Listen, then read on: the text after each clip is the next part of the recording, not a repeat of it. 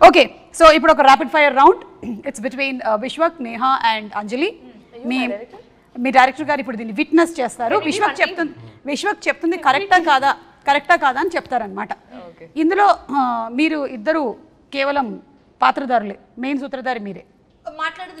Yes, Vishwak మాట్లాడక్కర్లేదు, వేలు చూపించాలి. నేను అడిగిన ఇటువైపు అటువైపు.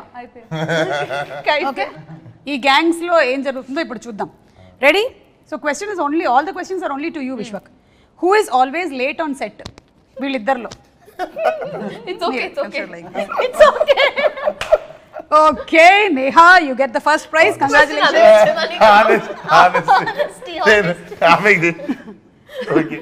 ఎవరు ఎప్పుడు ఫోన్ లోనే ఉంటారు? ఓ ఓకే, మీరు కావాలంటే you can show the finger towards Krishna Chaitanya or నా వైపు కూడా. ఓకే సరే, అలా ప్రతిసారి అవకాశం లేదు మీకు. ఈ ర్యాపిడ్ ఫైర్లో అలాంటి లైఫ్ లైన్ ఒక్కసారి మాత్రమే ఉండింది మీ వైపు చూపించడానికి, అది అయిపోయింది. ఓకే, రూల్స్ అన్ని మేము ఎప్పటికప్పుడు మారుస్తూ ఉంటాం. మూడో question, whom would you date and who do you want to go on a ride with?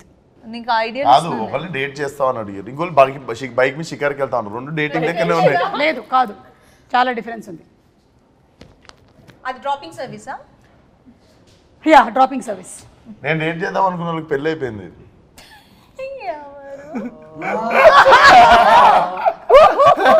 ఇది లేదు, ఈ లైఫ్ లైన్ కూడా లేదు, ఈ లైఫ్ లైన్ కూడా లేదు.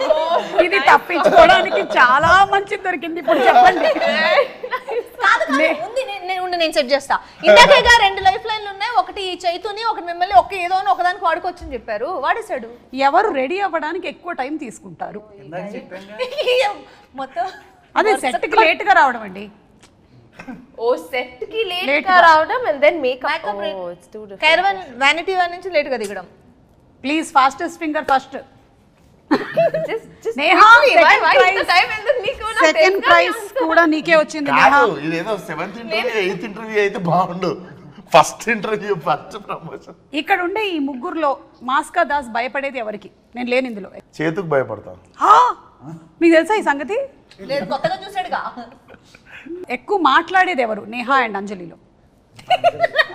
నాకు అడిగేప్పుడే తెలుసు ఇది ఆన్సర్.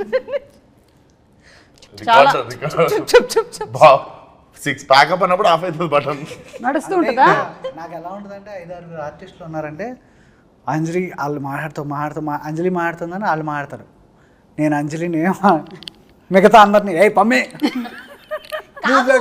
ఎలా ఉంటుందంటే సెట్ లోపలికి వెళ్తుంటే అందరూ ఏదో అలా కూర్చుని ఉంటారు. ఏదో నేను లేనప్పుడు అనుకుంటాను. నువ్వు లేనప్పుడే చైతు విశ్వక్ ఉన్నప్పుడు అలా ఉండదు. అట్మాస్ఫియర్ బాగుంటుంది. కాకపోతే ఏంటంటే ఇంత లౌడ్గా ఉండదు విశ్వక్ ఉన్నప్పుడు. నేను వెళ్ళి లౌడ్ కొంచెం ఒక 10 వాల్యూమ్ ఇంక్రీజ్ చేస్తాను నేను. అది ఒకటి. సీరియస్ సీన్ చేస్తూ ఉంటాను. వాళ్ళని కష్టపడి నేను ఆ మూడ్ లో పెడతాను. నేను వెళ్తాను, వచ్చి అందరు నవ్వుతూ ఉంటారు. వీళ్ళు ఎమోషన్ ఎప్పుడు మళ్ళీ వాళ్ళందరినీ ఆ మూడ్ లోకి మీరు తీసుకొని వచ్చి అంటే ప్రాబ్లం కాదు. ప్రాబ్లం ఏంటంటే తను చాలా స్మార్ట్. వీళ్ళతో నవ్వించి ఆన్ అన్నంటే వచ్చేస్తుంది. వాళ్ళు అలా రారు. రానప్పుడు నాకేంటంటే నేను బాగానే చేసాగా అంటది. మిగతా అందరినీ కంట్రోల్ చేయడానికి నాకు. చూసావా అంజలి ఎంత ఉందో? విశ్వక్ ఒక క్వశ్చన్ అడిగితే కాదు, జెన్యూన్ గా నువ్వు ఉన్నప్పుడు నేను అలాగే మాట్లాడతాను కదా. అంటే విశ్వక్ కూడా నేను ఇలా వచ్చి దాటేస్తున్నట్టున్నది ప్రాబ్లమ్ ని.